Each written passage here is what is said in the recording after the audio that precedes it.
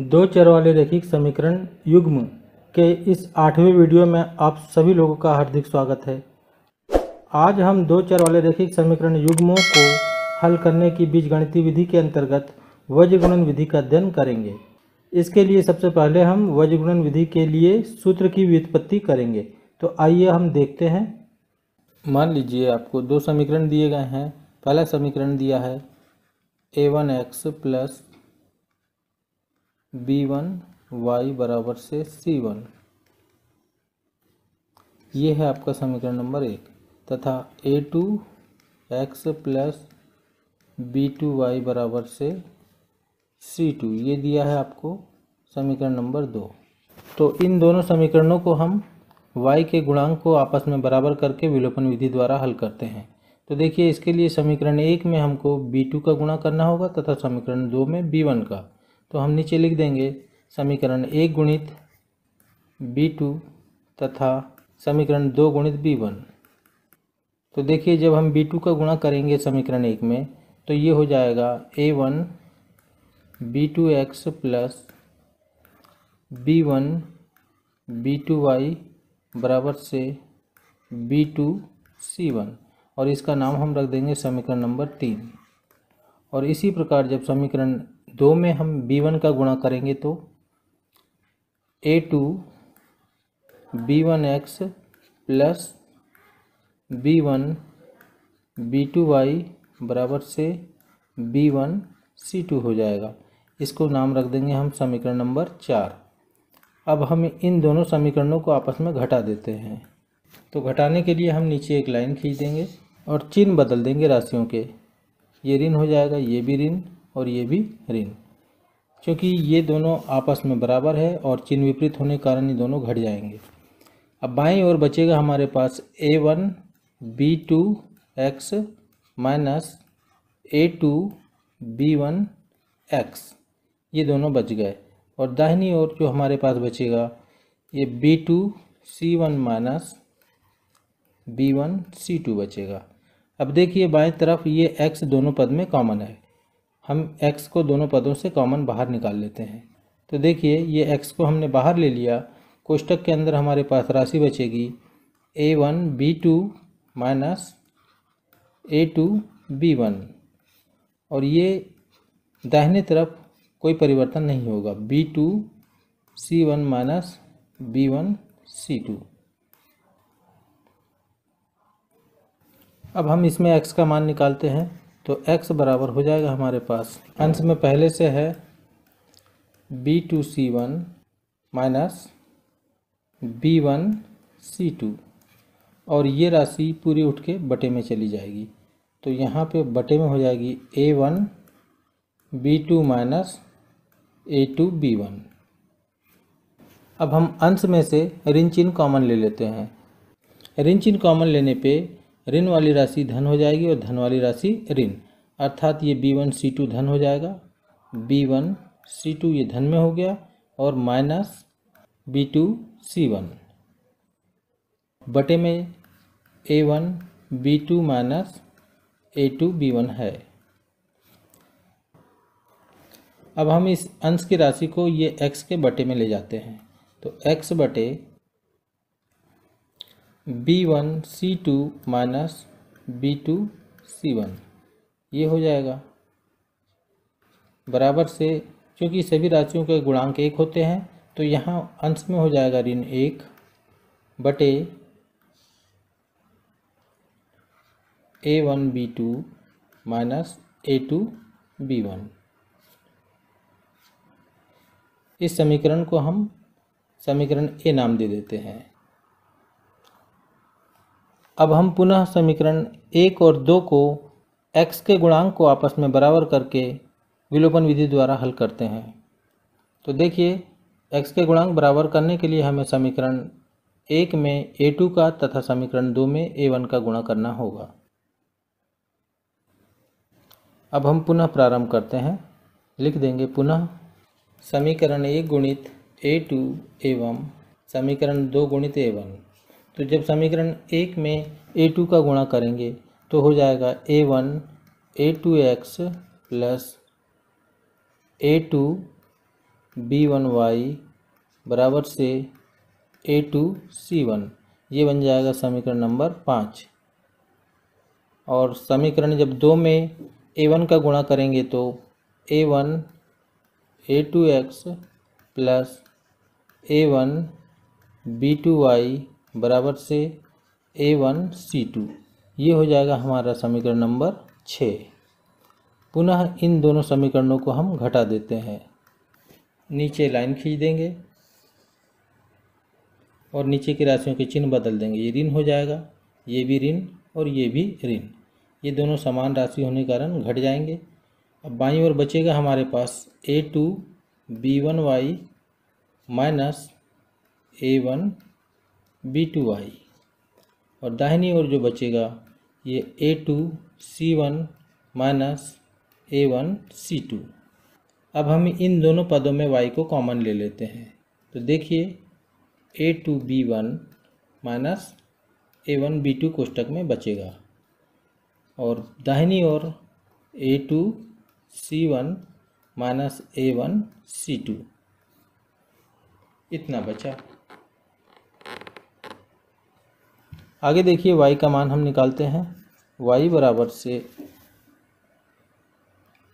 A2 C1 minus A1 C2 के बटे में ये पूरी राशि चली जाएगी A2 B1 minus A1 B2। अब देखिए 1 गुणित 2 को आप 2 गुणित 1 लिख दोगे तो कोई हर्ज नहीं है। इसी प्रकार A2 C1 को हम C1 A2 लिख सकते हैं। तो ये देखिए y बराबर से अंश में हम लिख देंगे C1 A2 minus C2 A1। इसको हम आगे पीछे कर दिए, और ये नीचे वाले पद में से हम ऋण चिन्ह को कॉमन ले लेते हैं। तो ऋण चिन्ह कॉमन लेंगे तो ऋण वाली राशि धन हो जाएगी और धन वाली राशि ऋण, अर्थात ये राशि धन हो जाएगी A1 B2 minus A2 B1। अब हम ये अंश पद को y के बटे में ले जाते हैं। देखिए y बटे C1 A2 minus C2 A1 को ले आए, और इधर बचेगा हमारे पास, क्योंकि अंश में सभी राशि का गुणांक 1 होने के कारण 1 बच जाएगा, और नीचे बचेगा ऋण A1 B2 minus A2 B1। हमें मालूम है कि धन भागित ऋण ऋण हो जाता, तो ये ऋण चिन्ह ऊपर चला जाएगा। तो देखिए y बटे C1 A2 minus C2 A1 बराबर से ऋण 1 बटे A1 B2 minus A2 B1 बचेगा। इस समीकरण को हम समीकरण B नाम दे देते हैं। अब हमें गौर करना है समीकरण A और समीकरण B को। तो समीकरण A का बायां पक्ष देखिए, आप लोग अच्छे से ध्यान दें, ऋण 1 बटे A1 B2 minus A2 B1, और B का भी देखिए ऋण 1 बटे A1 B2 minus A2 B1 है, अर्थात दोनों समीकरणों के दाहिने पक्ष आपस में बिल्कुल बराबर है। देखिए x बटे B1 C2 minus B2 C1 भी ऋण 1 बटे A1 B2 minus A2 B1 के बराबर है, तथा साथ ही साथ y बटे C1 A2 minus C2 A1 भी ऋण 1 बटे A1 B2 minus A2 B1 के बराबर है। अर्थात समीकरण 1 और 2 का बायां पक्ष ये दोनों मिल करके इसी ऋण 1 बटे A1 B2 minus A2 B1 के बराबर है। तो अब हम नीचे लिखेंगे समीकरण A और समीकरण B से। देखिए समीकरण A का बायां पक्ष है x बटे B1 C2 minus B2 C1, ये बराबर है समीकरण B के y बटे C1 A2 minus C2 A1 के बराबर है, और ये दोनों पद जो है बराबर है ऋण 1 बटे A1 B2 minus A2 B1 के बराबर है। यही सूत्र जो है वज्र गुणन का सूत्र कहलाता है। अब कुछ ध्यान देने वाली बात देखिए, यदि व्यापक समीकरण हमारा a1x प्लस b1y बराबर से c1 तथा a2x प्लस b2y बराबर से c2 के रूप में हो तो इस सूत्र का प्रयोग किया जाएगा। और यदि समीकरण a1x plus b1y plus c1 बराबर 0 तथा a2x plus b2y plus c2 बराबर से 0 के फॉर्मेट में हो, यानी इस रूप में हो, तो ध्यान रखें यहाँ ऋण की जगह धन 1 का प्रयोग करना होगा। अर्थात उस समय जो हम सूत्र प्रयोग करेंगे वो सूत्र होगा हमारा x बटे b1c2 माइनस b2c1 बराबर से y बटे c1a2 माइनस c2a1 बराबर से 1 बटे a1b2 माइनस a2b1 होगा। इसका कारण यह है कि जब इस c1 का पक्षांतर हम दाहिनी ओर करते हैं तो ये धन c1 जाकर के इधर ऋण c1 में हो जाता है। तो इस स्थिति में ये जो हमारा सूत्र जो यहाँ लगता है ये ऋण रहता है। अब आपको इतनी लंबी चौड़ी प्रक्रिया याद रखने की आवश्यकता नहीं है, आपको एक छोटी सी विधि द्वारा इस सूत्र को ध्यान में रखना है। तो ध्यान दीजिए, देखिए किस प्रकार से सूत्र याद रखते हैं। पहले हम इस प्रकार से लिखते हैं, स्टार्ट करते हैं b1 से, तो लिखेंगे b1, उसके बाद c1, फिर a1 और फिर b1। इसी प्रकार नीचे लिख देंगे हम b2, c2, a2, b2। ऊपर दो दो वर्णों के मध्य एक लाइन खींच देंगे। अब यहाँ लिख देंगे x, यहाँ लिख देंगे y और यहाँ लिख देंगे ऋण 1, और इस प्रकार से एक तीर का निशान हम बनाएंगे। अब हम नीचे लिखेंगे ये x बटे, ये देखिए b1c2 और बीच में ऋण चिन्ह लगा देंगे आप। उसके बाद b2c1 माइनस लगा करके b2c1 लिख देंगे। अब इसके बाद बराबर का चिन्ह लगाएंगे और फिर लिखेंगे हम y बटे, ये देखिए c1a2, ऋण चिन्ह लगाएंगे और c2a1 बराबर से ऋण 1 बटे ये a1b2 माइनस a2b1, ये देखिए a2b1। ध्यान रखें यहाँ ऋण चिन्ह तभी लगाएं जब व्यापक समीकरण हमारा ax प्लस by बराबर से c के फॉर्मेट में हो, और यदि ax plus by plus c बराबर से 0 के फॉर्मेट में हो तो यहाँ पे धन 1 का चिन्ह प्रयुक्त किया जाएगा। आइए अब हम प्रश्नावली 3.5 के प्रश्नों को हल करना प्रारंभ करते हैं। देखिए पहला प्रश्न दिया है, निम्नरेखिक समीकरणों के युग्मों में से किसका एक अद्वितीय हल है, किसका कोई हल नहीं है, या किसके अपरिमित रूप से अनेक हल है। अद्वितीय हल की स्थिति में उसे वज्र गुणन विधि से ज्ञात कीजिए। इस प्रश्न को हल करने के लिए जो बेसिक है उसे हम प्रश्नावली 3.2 को हल करते समय अच्छे तरीके से सीख गए हैं। एक बार उसे संक्षिप्त रूप में हम पुनः देख लेते हैं। यदि मान लीजिए हमें दो समीकरण निकाय दिए गए हैं, पहला है a1x प्लस b1y बराबर से c1, ये हमारा समीकरण नंबर 1, तथा a2x प्लस b2y बराबर से c2 समीकरण नंबर 2। या इस रूप में भी हो सकता है समीकरण a1x plus b1y plus c1 बराबर से 0, अथवा a2x plus b2y plus c2 बराबर से 0। दोनों में से कोई भी रूप का समीकरण यदि हमको दिया गया है और आपसे पूछा गया है कि बताइए इस समीकरण का कौन सा हल होगा, तो कुछ प्रतिबंध है, उन प्रतिबंधों को एक बार हम पुनः देख लेते हैं। पहला है अद्वितीय हल हेतु प्रतिबंध। ये होता है हमारा A1 बटे A2 ये बराबर नहीं होना चाहिए B1 बटे B2 के। और दूसरा है कोई भी हल नहीं होने का प्रतिबंध। ये होता है A1 बटे A2 बराबर हो B1 बटे B2, परंतु ये बराबर ना हो C1 बटे C2 के। तीसरा प्रतिबंध है हमारा अनंतः अनेक हल हेतु प्रतिबंध। ये देखिए इसमें होता है A1 बटे A2 बराबर से B1 बटे B2 और ये बराबर होता है C1 बटे C2।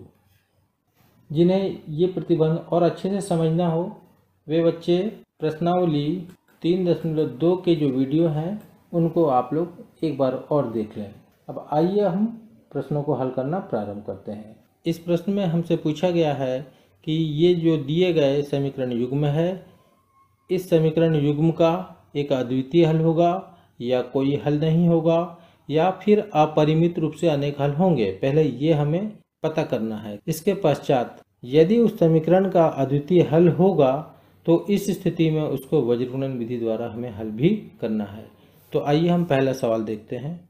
ये जो पहला सवाल दिया है x माइनस 3y माइनस 3 बराबर से 0, ये है हमारा समीकरण नंबर 1। इसी प्रकार 3x माइनस 9y माइनस 2 बराबर से 0, ये है हमारा समीकरण नंबर 2। अब हमसे पूछा गया है कि बताइए इसका कौन सा हल होगा, अद्वितीय हल होगा कि कोई हल नहीं होगा कि अपरिमित रूप से अनेक हल होंगे। तो पहले हमें ये पता करना होगा और यदि इनके अद्वितीय हल होंगे तो उनको हमें वज्रगुणन विधि द्वारा हल करना है।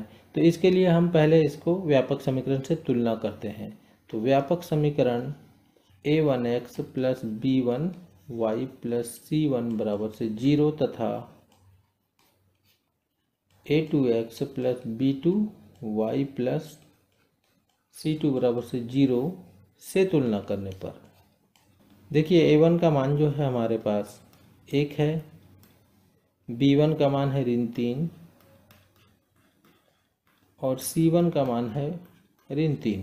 इसी प्रकार a2 का मान जो है 3 है, b2 का मान है ऋण 9 और c2 का मान है ऋण 2। अब देखिए हम निकाल के देखते हैं अनुपात a1 बटे a2 का मान निकलेगा 1 बटे 3। इसी प्रकार b1 बटे b2 का मान निकलेगा हमारा ऋण 3 बटे ऋण 9, ये ऋण से ऋण कट जाएगा, 3 तिया 9, तो हमारा निकलेगा 1 बटे 3। इसी प्रकार हमारा c1 बटे c2 का मान निकलेगा ऋण 3 बटे ऋण 2, ऋण से ऋण कट गया अर्थात 3 बटे 2। तो देखने पे हमें समझ में आता है कि ये दोनों तो आपस में बराबर है, परंतु ये बराबर नहीं है। तो हम यहाँ लिख देंगे, यहाँ a1 बटे a2 बराबर है b1 बटे b2, परंतु ये बराबर नहीं है c1 बटे c2 के। अतः इस समीकरण निकाय का कोई भी हल नहीं होगा।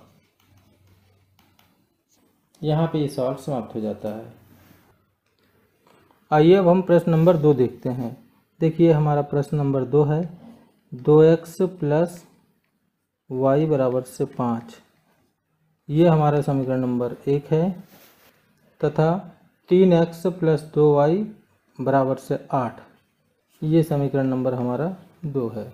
अब हमें सबसे पहले पता ये करना है कि इन दोनों समीकरण के कौन से हल होंगे। तो इसके लिए हम व्यापक समीकरण से इसकी तुलना कर लेते हैं। तो हम लिख देंगे व्यापक समीकरण a1x प्लस b1y बराबर से c1 तथा a2x प्लस b2y बराबर से c2 से तुलना करने पर देखिए a1 का मान है हमारा 2, b1 का मान है 1 तथा c1 का मान है 5, 2, 1 और ये 5। इसी प्रकार A2 का मान है 3, B2 का मान है 2 और C2 का मान जो है हमारा ये 8 है। हमें पता करने के लिए अनुपात को निकालना होगा, तो हम निकालेंगे A1 बटे A2 बराबर से 2/3। इसी प्रकार B1 बटे B2 बराबर है 1/2 और C1 बटे C2 5/8। देखने पे समझ में ये आता है कि A1 बटे A2 का अनुपात B1 बटे B2 के अनुपात के बराबर नहीं है, क्योंकि 2/3 1/2 के बराबर नहीं है। कि लिखेंगे यहाँ A1 बटे A2 ये बराबर नहीं है B1 बटे B2 के, अतः समीकरण निकाय का एक अद्वितीय हल होगा। अब हमें पता चल गया कि इस समीकरण निकाय का एक अद्वितीय हल होगा। आगे प्रश्न यह है कि यदि इस समीकरण निकाय का अद्वितीय हल होगा तो इसे वज्रगुणन विधि द्वारा हल कीजिए। तो देखिए हम यहाँ पे वज्रगुणन का सूत्र लिख देंगे। सूत्र x बटे B1C2 माइनस B2C1 ये बराबर हो जाएगा y बटे C1A2 माइनस C2A1 के, और ये बराबर हो जाएगा ऋण 1 बटे A1B2 माइनस A2B1 के। अब हम यहाँ पे मान रख देंगे। मान रखने पर देखिए x बटे, अब देखिए यहाँ पे B1C2 यानी 1 गुणित 8 माइनस 2 गुणित 5, तो 1 गुणित 8 माइनस 2 गुणित 5 ये बराबर हो जाएगा हमारा y बटे C1A2 यानी 5 गुणित 3 माइनस 8 गुणित 2।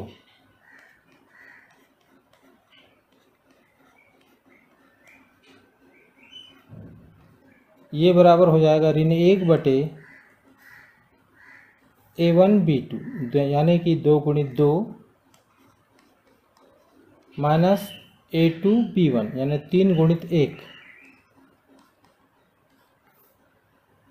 अब हम आगे हल करते हैं। देखिए x बटे 8 एकम 8 माइनस 5 दूनी 10 बराबर से y बटे 5 तिया 15 माइनस 8 दूनी 16 बराबर से ऋण 1 बटे 2 दूनी 4 माइनस 3 एकम 3। अगला स्टेप देखिए, ये x बटे ऋण 10 में धन 8 घटेगा तो ऋण 2 बचेगा, बराबर से y बटे ऋण 16 में धन 15 घटेगा तो ऋण 1 बचेगा। इसी प्रकार ऋण 1 बटे 4 में से 3 घटेगा तो 1 बचेगा। अब हमें मालूम है कि ये पहला पद भी अंतिम पद के बराबर है और दूसरा पद भी अंतिम पद के बराबर है, तो सबसे पहले हम पहले पद को अंतिम पद के बराबर ले लेते हैं। तो x बटे ऋण 2 बराबर से ऋण 1 बटे 1 लेने पर देखिए त्रिय गुणा होगा तो x एकम x बराबर से ऋण गुणित ऋण धन 2 एकम 2, तो हमारा ये x का मान 2 निकल गया। इसी प्रकार अब दूसरे पद को भी हम अंतिम पद के बराबर लेते हैं। तो y बटे ऋण 1 बराबर से ऋण 1 बटे 1 लेने पर तिर्यक गुणा होगा तो y एकम y और ऋण गुणित ऋण धन 1 हो जाएगा। तो इस प्रकार से y का मान भी 1 निकल गया। तो उत्तर लिख देंगे हम x बराबर से 2 और y बराबर से 1। आइए अब हम तीसरा सवाल देखते हैं। तीसरा सवाल जो है हमारा 3x माइनस 5y बराबर से 20, ये हमको दिया गया है समीकरण नंबर 1, और दूसरा दिया है 6x माइनस 10y बराबर से 40। ये दिया गया है समीकरण नंबर 2। हमसे ये पूछा गया है कि आप हमें ये बताइए कि इन दोनों समीकरणों के अद्वितीय हल होंगे कि कोई भी हल नहीं होंगे या अपरिमित रूप से अनेक हल होंगे। यदि अद्वितीय हल होगा तो उसका हल हमें वज्रब्रह्म विधि द्वारा करना है। तो सबसे पहले हम इन दोनों समीकरणों की तुलना व्यापक समीकरण से कर लेते हैं। तो व्यापक समीकरण a1x प्लस b1y बराबर से c1 तथा a2x प्लस b2y बराबर से c2 से तुलना करने पर देखिए a1 का मान जो है हमारा 3, b1 का मान है -5 और c1 का मान है 20। ये देखिए 20। इसी प्रकार a2 का मान है 6, b2 का मान है -10 और c2 का मान है 40। अब हम अनुपात निकाल के देखते हैं। तो a1 बटे a2 बराबर होगा हमारा 3/6। ये 3 से 6 कट जाएगा 2 बार अर्थात 1/2। इसी प्रकार b1 बटे b2 का मान जो होगा ये होगा -5 बटे -10। अब ऋण चिन्ह से ऋण चिन्ह काट देते हैं, 5 एकम 5 और 5 दूनी 10। इसका भी मान होगा 1/2। इसी प्रकार c1 बटे c2 का मान होगा हमारे पास 20/40। ये देखिए 0 से 0 कट जाएगा, 2 दूनी 4 अर्थात ये भी हो गया 1/2। तो हमें देखने पे समझ में आता है कि तीनों अनुपात आपस में बराबर है। तो हम यहाँ नीचे लिखेंगे, यहाँ a1 बटे a2 बराबर है b1 बटे b2 के और ये भी बराबर है c1 बटे c2 के। अतः इस समीकरण निकाय के अपरिमित रूप से अनेक हल होंगे। ठीक इसी प्रकार से आप लोग पहले का चौथा प्रश्न स्वयं हल करके देखें। धन्यवाद।